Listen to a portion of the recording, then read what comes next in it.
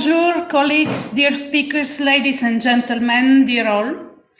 Very first notice, and I will speak in French for just 10 seconds to clear the interpretation arrangements. Donc, bonjour à tous. L'événement sera tenu entièrement en anglais. Si vous voulez suivre l'événement en français, vous pouvez sélectionner en bas de votre écran le canal français et il y a de l'interprétation. With this, I will be switching to English for the rest of the event. So let me warmly welcome you to our traditional Geneva Cities Hub plastic briefings about participation of local and regional governments in the ongoing negotiations of this new plastic treaty. And as usual, we are doing this with our dear friends and colleagues from GEN who are helping us with everything, substance and arrangements. We did one briefing last January and we will continue to do briefings as needed at the attention of local and regional governments during 2023. Let me quickly do the presentations. With us today, we have Mr. Felix Bertli, and he's the head of the Swiss delegation to INC-2 and head of Global Affairs, Federal Office of the Environment in Switzerland. For Norway, we have Mr. Erlend Haugen, who also has a negotiating role in INC-2. He's Program Officer Plastic Pollution in the Norwegian Embassy in Kenya. Brenda Koekok is from the UNEP Secretariat in Geneva, and she is Program Manager, Circle of Excellence Plastic Pollution, Brenda, whatever this means, at UNEP. Maga Schneider is head of circular development, and he's from ICLEI, and I think that you all know ICLEI. This is probably the most important, with respect to the others, but the most important city networks negotiating in environmental areas. And then we have my colleagues Sandra Soreni and Pauline Leroy, who are assisting with the chat and the interpretation, and of course, Julian Verazzi and Malika Alikhai, who are our precious, perfect interpreters who know our work by heart now. So thank you for the interpretation provided. I am Camelia Kemileva, the co-director of the Geneva Cities Hub, and as neutral platform supported by Swiss local, cantonal and federal authorities, our aim, our purpose is to help local and regional governments and their networks to understand and practice multilateral diplomacy together with member states to the possible extent, mainly, of course, where they have impact and vetted interest. And needless to say, in the area of plastic pollution, local and regional governments have a lot of vetted interest and quite a lot of impact. So today we will speak about INC-2, bearing in mind that there will be also INC-3 in Nairobi later this year, and INC-4 and INC-5 in 2024, and all this to finalize, hopefully, the negotiation of this new plastic treaty. So INC-2 is just a stage of the process. One word about what are these INCs, which means, so it's an abbreviation of Intergovernmental Negotiating Committee.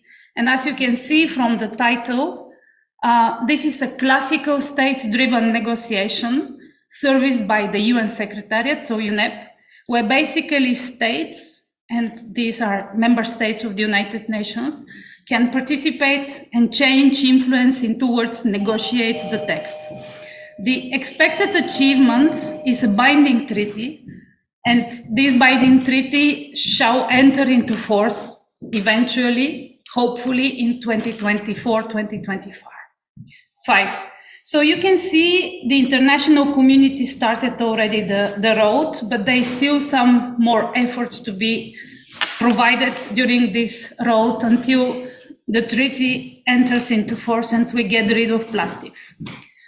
But let us be optimistic. There is a preparatory text published on the website of UNEP and called option paper.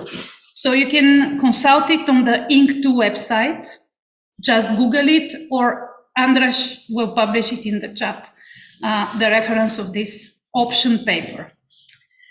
So at the beginning, to turn to our very knowledgeable speakers to get all the information about this INC-2, which will be held in Paris 29 of May until 2nd of June.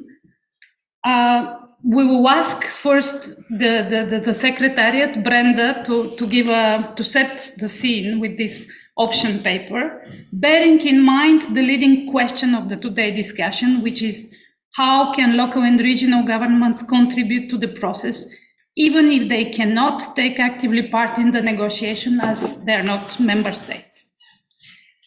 All dear participants that you are following us, you can publish your own questions in the chat. But just to mention that the priority will be given to representatives from local and regional governments. So please identify yourself.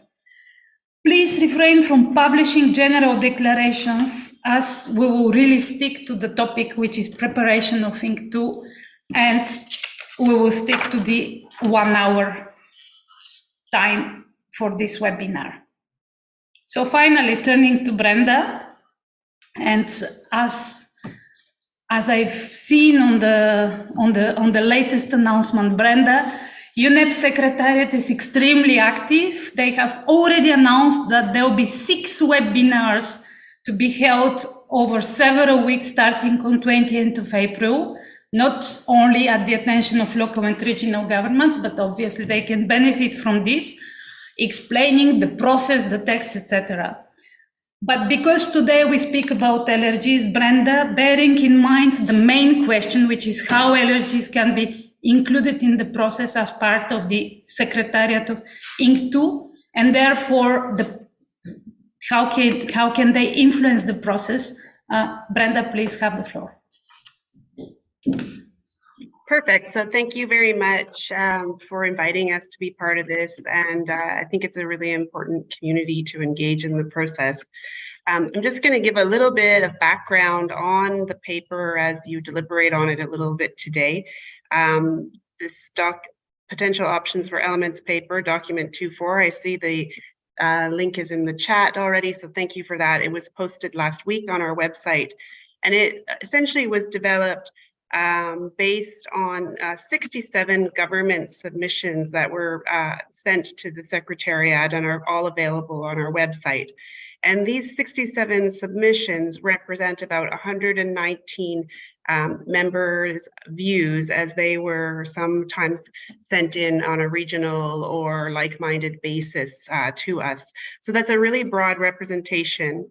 It is also considers 167 stakeholder submissions, but the stakeholder submissions were sent in about a month before the government submissions, and what we're seeing is a lot of the stakeholder submissions are reflected in the government submissions, because of course this is an intergovernmental process.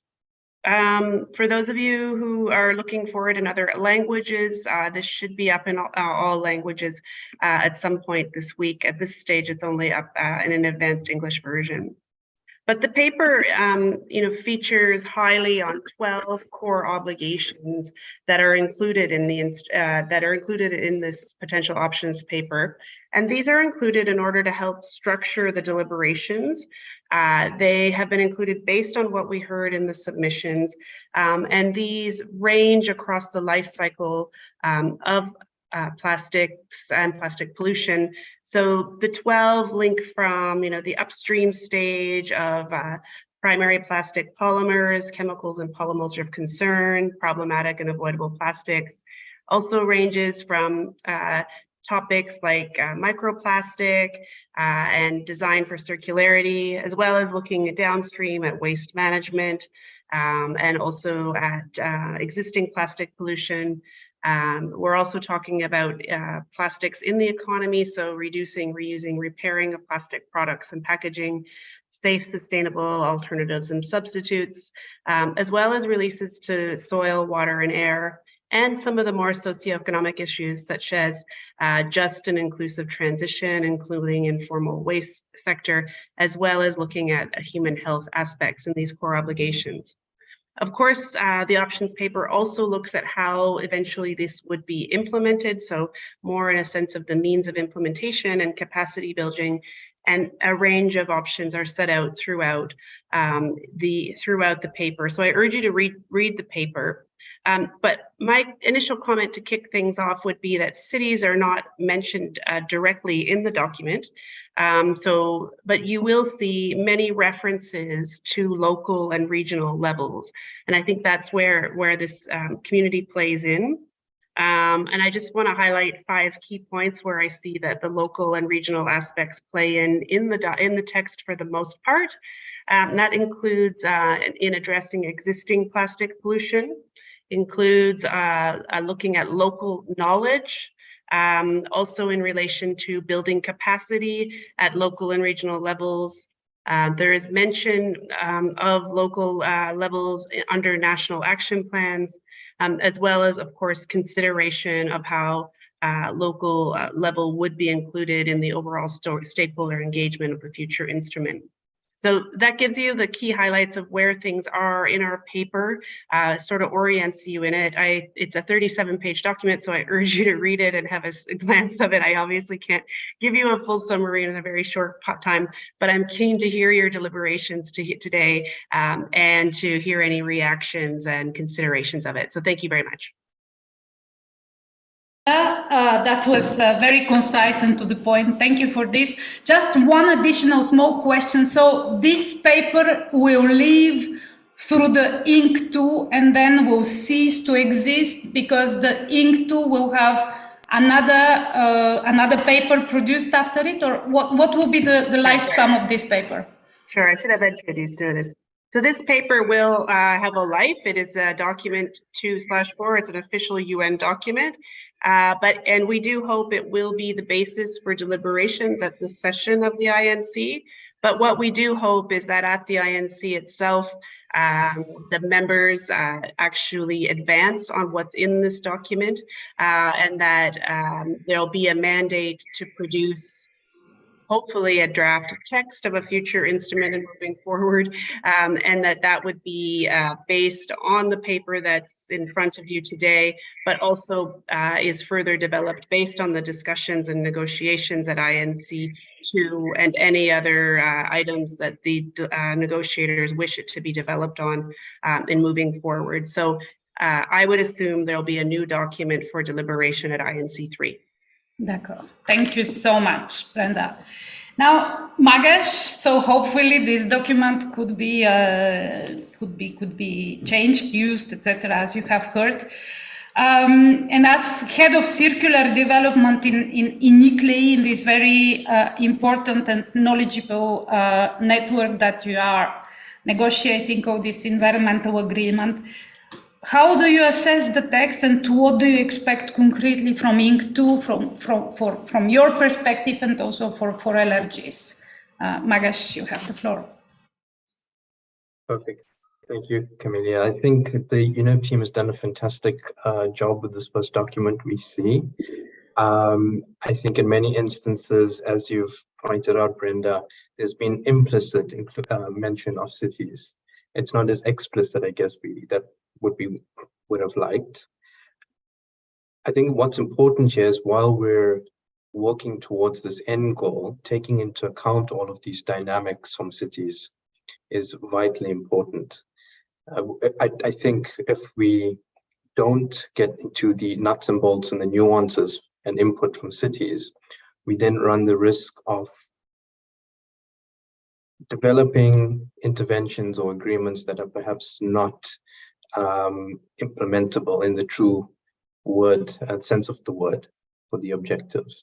So what I would like to see is more explicit mention of cities, particularly then taking into account these nuances that will potentially result in or prevent negative unintended consequences. So this is kind of where I'd like to see us going. But just coming back to what you were saying earlier, Camelia, about the participation of cities in INC-2, yes, 100% correct. We're not able to have cities directly participate, but what's more important is that this is kind of, at the end of the process. Cities come, countries come there, members come there after consulting their stakeholders within the countries.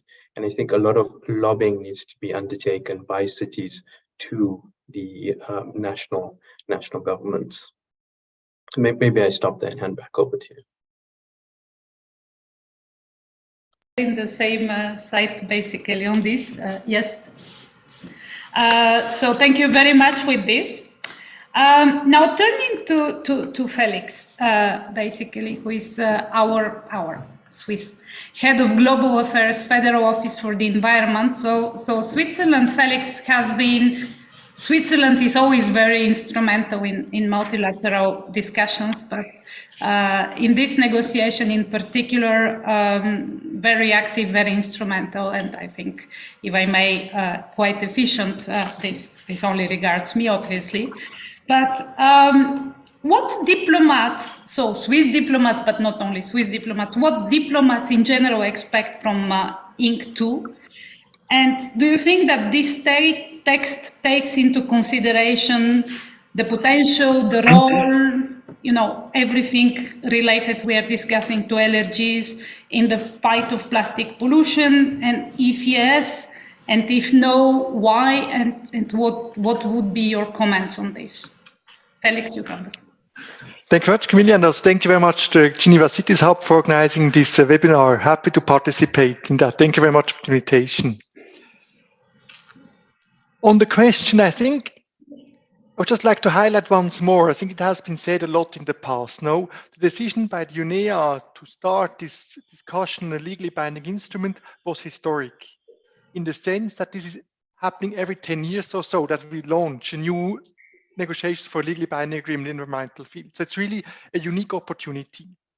And that unique is also that the approach, the willingness is here to really look at the whole life cycle of plastic and address it holistically. And I think so far, the stakeholder participation in the negotiation process, I would say, was rather positive. It is clear it is not so easy, in particular for entities that are less familiar with the UN process in general, to fully participate. I think that remains a challenge that for sure you can see in all kinds of processes. I think what really worked well is that we had before this, so Brenda, she explained about the options paper, and she explained all the submissions that have been made. And also Geneva Cities Hub was one of those stakeholders who made submission. That was most welcome. I think that was really a good way to feed in the process, to alert, to inform about certain elements. We from our side, we're open to continue also this way with kind of submissions that will also enable a good stakeholder participation. I think what for me as a negotiator, what we would like to hear perhaps more from the cities, but when you look at the whole treaty discussions, what we're looking at this moment are what kind of rules that exist on a national, regional, local level could be lifted up to a global level. That is what we are looking for at this early stage. And I would like to learn more from front-runner cities, so those cities who went ahead and have taken action, for example, to ban certain single-use plastics, have effective measures to ban littering, to promoting reuse systems. I think there we could learn a lot. Because if that works in different cities, in different countries, certain of the same measures, that could be a very strong indication that we could try to promote that or to regulate that on a global level. I think also very important, what we heard also in Uruguay at INC-1, when we talked about local, in particular local level, was a lot about waste management. And for sure, that's a very important topic. But I think also for us, it is very important, we don't just want to deal with problems, we want to resolve the problems this time. So that's why also I mentioned very much about the measures that are upstream. Now we want to avoid the plastic waste. The ambition is to have zero plastic pollution. We are a member of the High Ambition Coalition, so we say no zero plastic pollution by 2040. So that means we don't have only tools to manage waste, but really to change the system to transformative to make sure that we have less plastic and that we manage the plastic in a circular way so it doesn't become waste. I think that is also something that we have all learned in the process. At the very beginning, we were looking all quite a lot at the harmful plastics. So polymers of concerns, chemicals of concerns. And then more and more we realized that quantity itself is also a problem. We have doubled the consumption production of plastic between 2000 and 2020. According to scenarios, we will double again up to 2040. And it's clear we will not be able to manage it. We don't have the means and the tools. So really have to work on this reduce part. And as mentioned, I would very much be interested to learn more from cities, what they do already. And then I think also, in particular in the later stage, what do cities need that they can do more? And our assumption this far is as more rules we have on a global level, as easier it is to implement them all over the world, not all over the globe, also on the local level. Because we know that often we have also challenges to develop very specific legislation. It's quite a demanding task on a complex issue like plastic. So all what we can do on a global level can also assist efforts on a local level. Thank you very much. Thank you very much, Felix. And just to keep you a little bit more on the spot, what you expect obviously I'm not speaking about to reveal any secrets, but directly in Paris to go through these option papers, which we have just heard from Brenda, it's supposed to be one, but not the unique part of the discussion. So what, according to you, will be happening? Thank you. Felix again. Thank you very much. So I think we will really, the plan is that we work in different work streams, different contact groups, as we call it, on this paper. So we'll discuss the different elements of this paper to decide which of the options outlined there we should pursue and look closer at it. This can be that for some of the options we need more information. We could ask for the Secretariat to provide more information. It could be that we say, let's make a submission process where governments and stakeholders, including cities, for example, could provide further information. It could be that we decide, let's have an expert group working on that issue. And the ambition would be that we have a draft treaty text for INC-3. So that would mean that we have now, the first meeting was like, everybody said, what should we do? So we had the whole panopticon, all the different options that was mentioned. The Secretariat compiled those also with a submission process. Now we look at them, we discuss them further. And now the next step is hopefully that we have a draft treaty text, so to even more become more focused, more deepen the discussion. Thank you very much. So I 100% I'm with you and totally agree that this is the way forward, because obviously if the ambition, which is a great ambition, is to conclude the whole negotiation on a binding treaty ready to be ratified in a little bit more than 1.5 years time from now, there has to be this intense work that you have just described. So thank you very much for this clarification. Now, Erland, your Norwegian diplomat based in Kenya, within the Norwegian embassy in Kenya, and so very much knowledgeable on the negotiation, but also being on the ground with the headquarters of UNEP and Habitat and others. Just to add that you're one of these delegations, part of one of these delegations, Norway, which mentioned explicitly, the role of the cities and local governments in your submission. So the submission which Norway made to this INC-2, which is available on the website of the UNEP. So basically the same questions to you than the questions to Felix and to the others. Please have the floor. Thank you very much, and firstly, thank you for inviting Norway to this event. We believe local and regional governments are crucial in this process to ultimately end plastic pollution by informing the negotiations and also supporting the implementations of these obligations that the member states will ultimately agree on.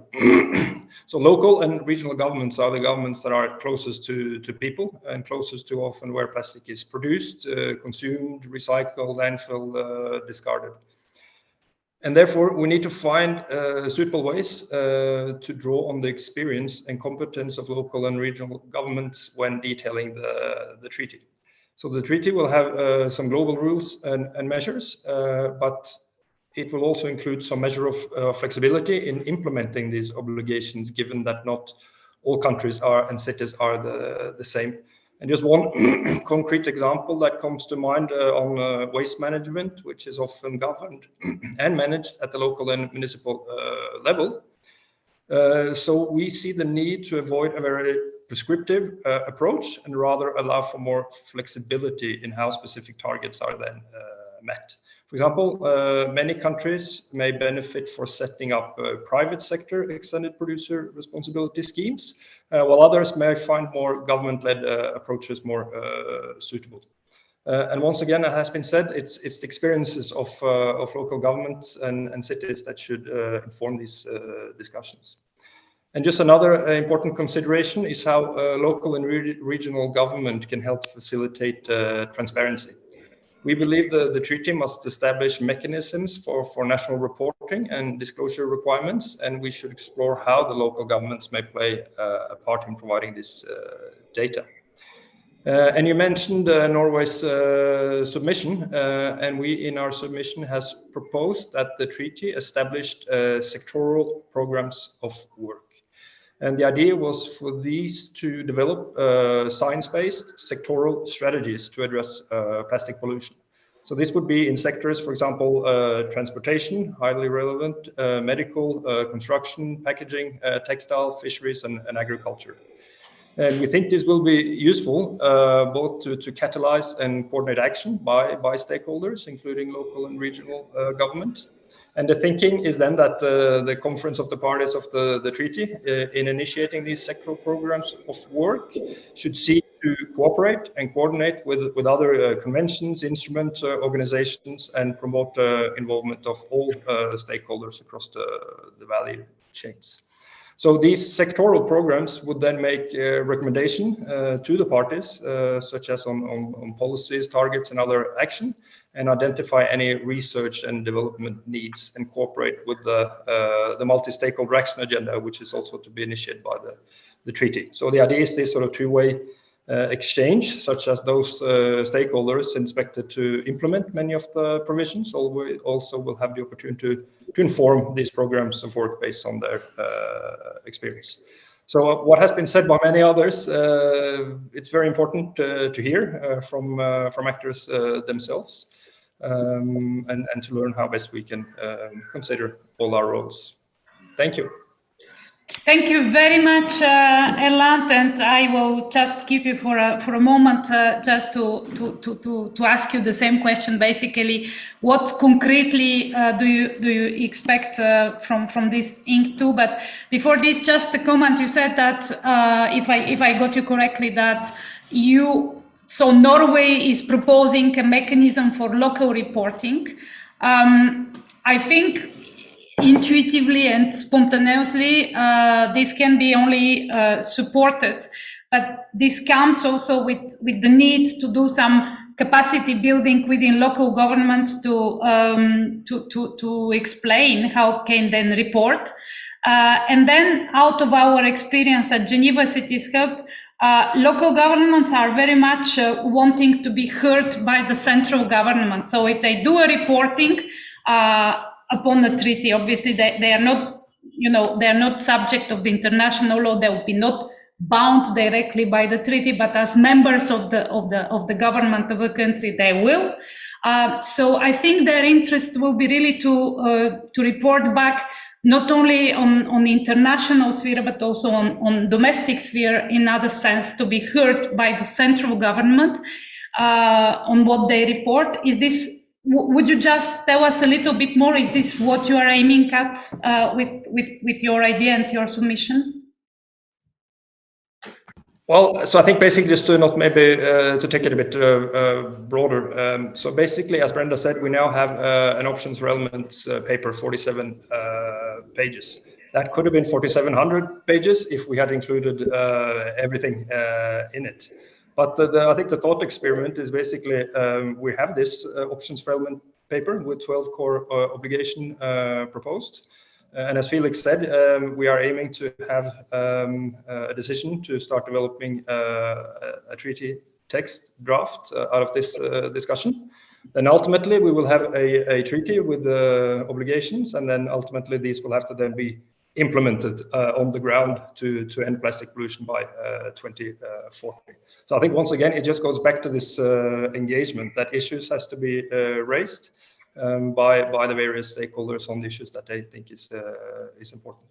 So I think the reporting is a similar way that there will be some sort of reporting mechanism in the treaty, and how should that best work on the global, national, regional, local level to take advantage of what already exists.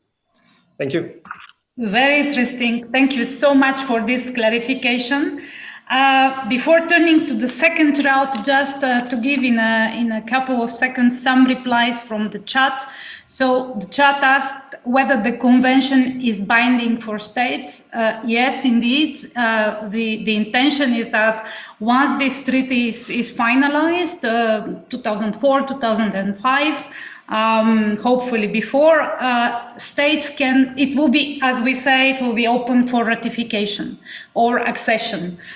So states will be able to ratify and accede to this treaty, and the moment they ratify or accede to the treaty, this treaty convention is the same thing, will be binding to them.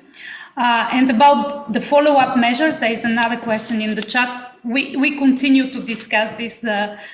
Some things have been said, namely the reporting mechanisms, and there also other things will come up along the discussion. So as for the second tour of the table of our speakers, and again, thank you very much for your to the point replies, which are great. So the second question I wanted to ask is really the role of the states. We have already discussed this a little bit, and how LRGs can interact more efficiently with negotiators. We know that there are major groups. We know that people can register and be observers of the negotiations. But Brenda, starting this time with you again, can you give us a little bit more of a detail about how local and regional governments can concretely interact more efficiently with negotiators? Brenda. Sure, I'll give it a try to kick this off so that I think others will have more to add. But the Secretariat has made a call to co-organize 12 thematic side events at INC-2, and the time frame for signing up was closed on Thursday.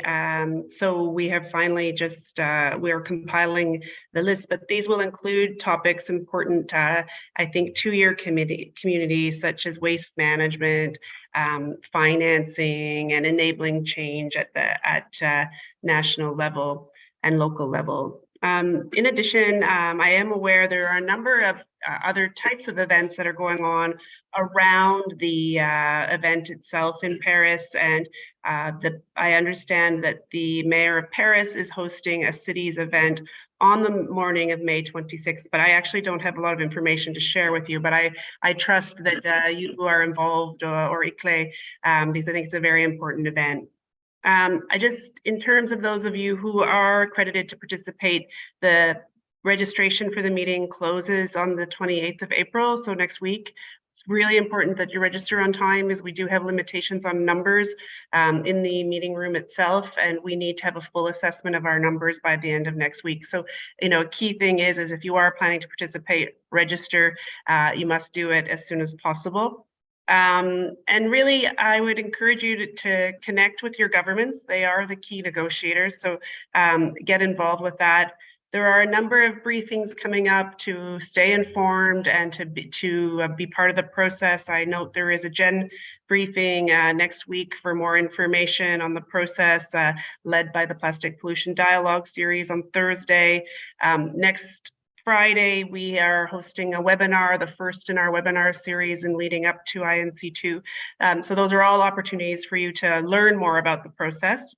And finally, just so you are aware, the scenario note that will guide the work for INC-2 will be posted next week. That is our expectation, and that should also give you some guidance on how the meeting will flow for itself. So those are some overarching places where you can get involved from our perspective as the INC Secretariat. Thank you very much, Brenda, for this, and I might come back to you if there are concrete questions on registration, but just also to congratulate you that the UNEP website, I personally find it quite comprehensive. It's true that there is a lot of information on it, but it's comprehensive information.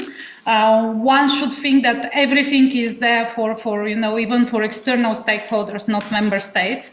But also to say that part of our audience, local and regional governments mainly, they're not that familiar with UN process and even UN jargon. So we obviously stay available to reply also to bilateral questions. And there are no stupid questions really on this, because it's quite complicated, I think, for external people to get oriented. So whatever you can do to vulgarize, I don't know if you say this in English, to make it simpler for people, please continue to do it. And again, you're doing it already quite well.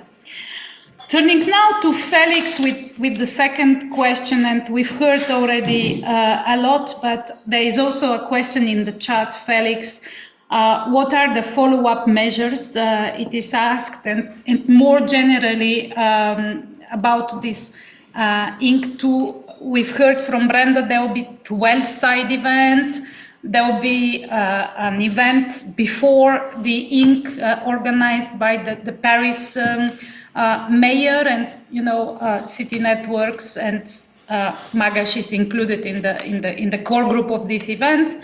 There will be also a high-level event which will be just for states, organized by the Paris by the French presidency, and then as of Monday morning, 29, there will be the official negotiation starting. So, what is the role of states and how LRGs can interact more efficiently with negotiators in all this setting? Felix, up to you. Thank you very much, and very good questions and good discussions. Perhaps one point just about information that has been mentioned before, how to get good information about the process. I think through the UNEP website, as the INC Secretary website, is a good one. Additionally, you have also the ENB, the Earth Negotiations Bulletin. And there's also, I saw a link already in the chat referring to that. Perhaps I can also put the link. The ENB, they always report about the negotiations every day. And at the end of the meeting, they make kind of a resume. And that can be quite helpful, I think, to get a full understanding what has been discussed, but also with what were the points where there were more discussions about, a more contentious issue. That can be quite helpful. From a negotiator's perspective, I would say, yes, side events are nice. They are helpful to exchange, but you have also to be aware that during negotiations, time is quite limited. It is quite intense. And normally we go with a clear mandate to those rounds of negotiations. So I think sometimes perhaps what is most important is if you have good ideas, if you have concept, to feed them in before the INC itself. So what are ways how to get in touch with negotiate was one of the questions at the beginning. And what I experienced in a national perspective, we have received different comments from stakeholders nationally after we have made our submissions for the INC-2. And I took that as an opportunity to go get in touch with those stakeholders that reached out to me, and we discussed certain elements. So I would also very much encourage to reach out to your national delegation, for example, and to try to get in touch with them. If they have made the submissions, that can be a very good starting point to discuss, to check, to congratulate, to contradict, to ask why this and that. I think that is always helpful. And because we have to get the dialogues running. No, that's the most important, that we know who we have to call. We can discuss ideas, realities on the ground. As more information we have, as better we can also find good tools in the treaty and also explain certain elements to our colleagues. I think there's also a reference to the base pickers in the chat.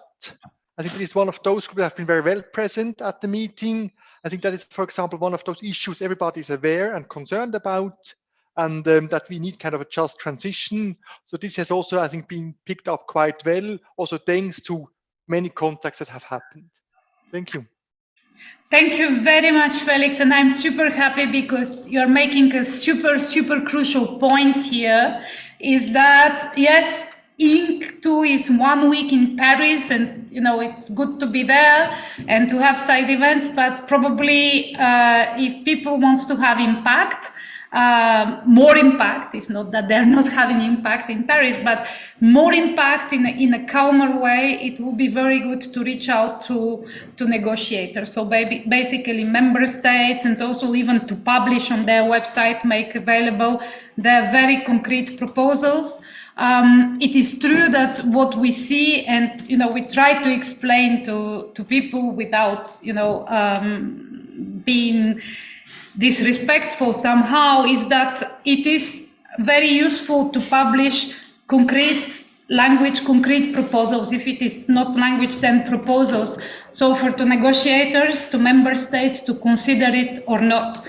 It is nice, but less useful to just publish a very huge paper, which is general, and leave to negotiators to pick up what is inside, because it is about time and resources and energy. So I can only encourage everyone to the possible extent to try to tighten the language to a concrete proposal, so the negotiators can pick it up and consider it at least.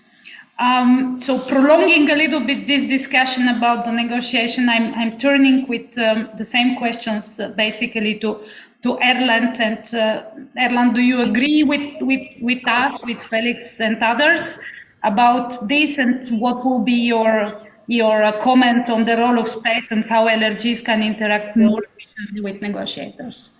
Erland. Yeah, no, absolutely, and we usually also agree with Felix, but absolutely, and I think, as has been said, first, very important to provide relevant knowledge and experiences to inform a science-based negotiation process. So that means both for the entire process, all kinds of relevant science, but specifically when we talk about INC-2, what will be discussed there is the options for elements paper with the 12 core obligations proposed. They are very concrete. It's about reducing the production of plastic products. It's about eliminating and restricting chemicals, additives, and products of concerns. So I think these are the sort of information that people will be after for that meeting.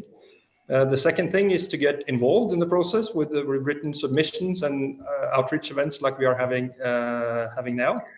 And thirdly, it has been said, is to get involved with the negotiators, the national focal points for INC. It's all on the INC website. There is a list with the names and contact details for all the national focal points. And fourthly, also to get involved with the relevant regional, international instrument organizations, partnerships, and platforms. But I think common for all these four is the importance of being as coordinated as possible, and to try to speak with, if not one voice, but at least a handful of voices. It would be very difficult with various regional and local government, each providing individual advice on this. And there are many good examples of other, for example, the Business Coalition for a Global Plastics Treaty is one example of a group of stakeholders coming together.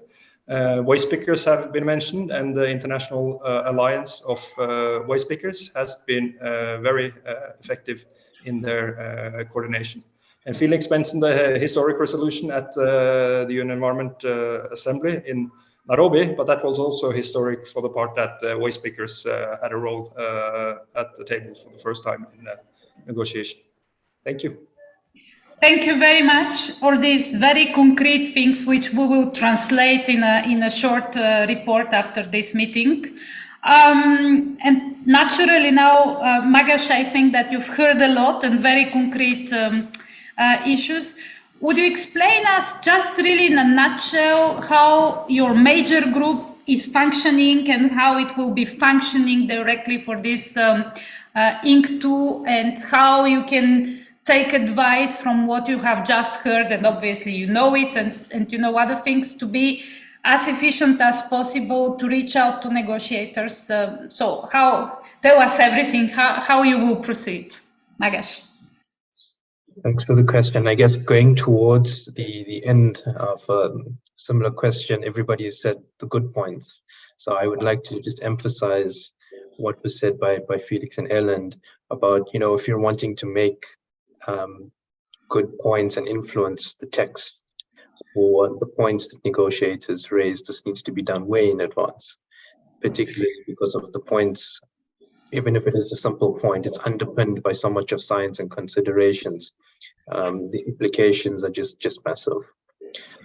Coming specifically to your question, in terms of the local authorities major group, there are quite a few different pieces that are currently in motion. The first, I guess, Brenda and you, Camelia, have mentioned this event that's taking place in the city of Paris with UNEP, C40, WWF, ICLEI, and a few other partners.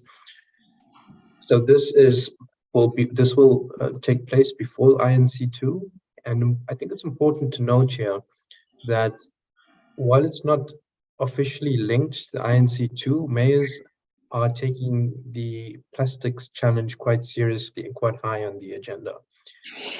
Mayors flying in from all over the world to participate in this session. So the session specifically will focus on three major topics: just the scientific underpinning of the plastics challenge, the role of relationships and partnerships to achieve this, and three specifically on the reuse element.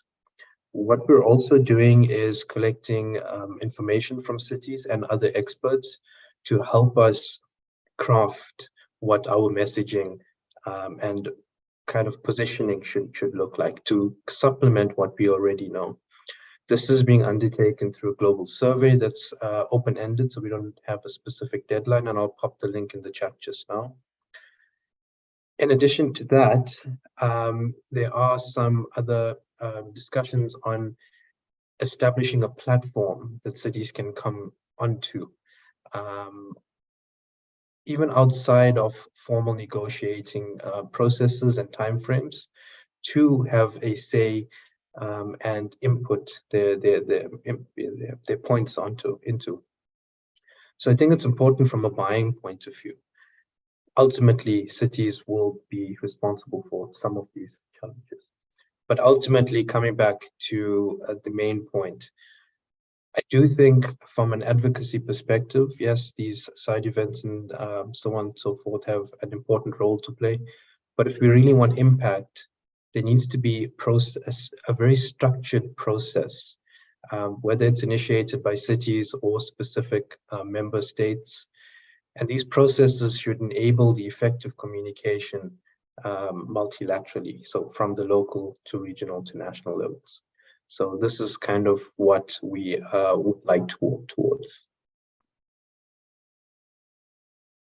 And yes, I am happy that you mentioned the survey that ICLEI is doing, because I also wanted to mention it. And yes, you publish the link in the chat. So there is a very good survey that it is available through the website of ICLEI, where basically everyone, but this is mainly about cities, so local and I presume regional governments will be about to participate in this survey. So if I can make, a plea, and I will also put it in the report of this webinar, that please participate into this survey, because as Magash said, we will have a very good information and data after it. And very good bridge, actually, you made right now, Magash, very concrete. Thank you for what you said. I just want to finish the webinar of today and promising to continue this format in the future to keep people informed. But I just wanted to flag two questions to whomever is capable to reply. It's probably more Brenda and Magash, but also Erland, also feel free to do it. So one of the questions from the chat is that, is there any chance of creating a working group to exchange experiences and understand together how to apply and act? So working group, I think Felix mentioned this, but Obviously, we also stand ready to facilitate this in the future as Geneva Cities Hub with you, Magash, and others. And then the other question which came in the chat is which mechanism will be put in place to fund additional work for local and regional governments, and will this be discussed on INC-2, or will this be addressed in future INC meetings? So it goes a little bit far away about mechanism of funding, but I am not, censoring what comes in the chat. So please, probably Brenda, getting back to you with this first. Sure, thank you. It's a good question. I think it's important to, I don't have an answer to that question, but I think the initial structure of the options paper does look at the means of implementation as the options for it and moving forward. And I think it's an important one for folks to have a look at and see how that will affect, what are the will that be a practical mechanism, and how can we attract the level of funds required to really make a difference to address some of the challenges. So I think it's in terms of what we've been seeing as the general approach and looking forward, what's structured in the options paper is that we're looking at possibly developing standalone provisions for the various categories identified for means of implementation, or looking at sort of an integrated mechanism for provisions to be implemented under the convention. And I know that's kind of vague, but I think it's about trying to understand how we can be learn from the past, grow into the future, and be most effective and efficient in moving forward. So turn to page 13 of the document, read it through, give us your thoughts on some of the options that are there. Are they sufficient enough to address the issue? What's missing? And how are we actually going to do this? So I'd urge you to have a look at that starting up from page 13. Hope that helps. Okay. Page 13, Brenda, let's not be superstitious. This is actually the page we need to, sorry, this is the page we need to read. Thank you so much for this very concrete remark. And again, we will make sure that this is spelled out in the report for the people who didn't note everything, didn't remember everything. So Erland, last word also concluding, and if you have observations on this question or in general what you have heard, please have the floor. Well, maybe on the question. So yes, absolutely, means of implementation will be discussed, but also the discussion will also be focused around these core obligations. And obviously the means of implementation needed to, for example, eliminate and restrict plastic polymers, chemicals, and products of concern is very different than means of implementation for enhancing recycling or waste management or similar. And on the question of working groups, well, I think the important thing is to look at sort of what is existing, what are the platforms and partnerships that are existing, and what are the sort of gaps that potentially needs to be filled. Thank you. Thank you very much for this. Magash, your turn to comment on this, and final word for the webinar for today. Please go ahead. Perfect, thank you. So just focusing on working groups, I guess until we're formally invited onto the platform, whatever we would have to do as local authorities would be parallel to the process. So that said, we are working towards setting up an alliance of sorts that will at least allow cities and relevant stakeholders to cities an opportunity to start thinking these various aspects through. So this is something that's in the pipeline, and we're ready to contribute formally, I guess, when we're called upon. So just in terms of financing, if I heard correctly, were you talking about financing specifically for the means of implementation and interventions? Yes. Okay, so financing is always a hot topic, but I have a very strong opinion on this. There is a lot of money at the moment, and the money flows to where business cases are most strong, and where the cases are most convincing. So what I'm saying is we just need to work towards putting together robust interventions, cases, and funding should theoretically at least flow to these high impact interventions.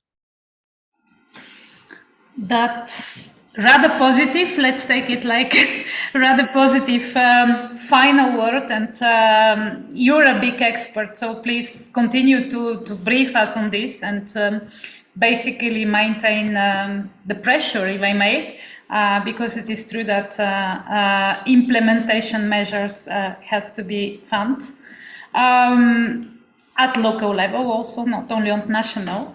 So thank you very much to all of you. If I can just summarize again what we said at the beginning is that so this INC-2 is part of a process. There will be, as I said, other INCs later this year in Nairobi. Next year also there will be INCs in other cities in the world. And we will continue to do this briefing to inform you, to inform local and regional governments about them. But mainly this INC will be also quite important because as we can hope or understand, there will be most probably after it, or we hope that there will be a mandate for creating the so-called zero draft. So in the UN jargon, we call it zero draft, or we don't call it, never mind, the first draft, which will show how the treaty will hopefully look like. And in approach of this, we shall continue to have strong and beforehand messages towards the states who are negotiating about means of implementation, about funding, about cooperation, but also securing that states that are negotiating and will be ratifying the treaty will be also providing capacity building knowledge with their local and regional governments to help them to implement the treaty, because as Magash said, and I have also said several times in other webinars, this treaty, yes, is interstate traditional treaty, but I think it's particular because the implementation really lays very much into the local and regional government sphere of authority, and everyone shall be very mindful about this fact. Brenda, concretely, if you can follow on this with your colleagues, I think all the speakers said that these submissions have been very helpful. So if you can somehow convey the message and also others that it will be useful to continue the submission practice. I don't know what does it take as resources and energy. I think a lot, guessing. But if somehow this submission practice can continue also on the other drafts, I think it will be hugely helpful for everyone. And yes, that's it. We will publish a report on this. Once again, thank you very much to all of you. Thank you to colleagues, Andras, Pauline, Saba, colleagues from the Geneva Environment Network and people in the room, our brilliant interpreters once again, and see you on webinar, on live or in Paris very soon. Thank you very much and have a nice weekend. Thank you. Bye. Thank you.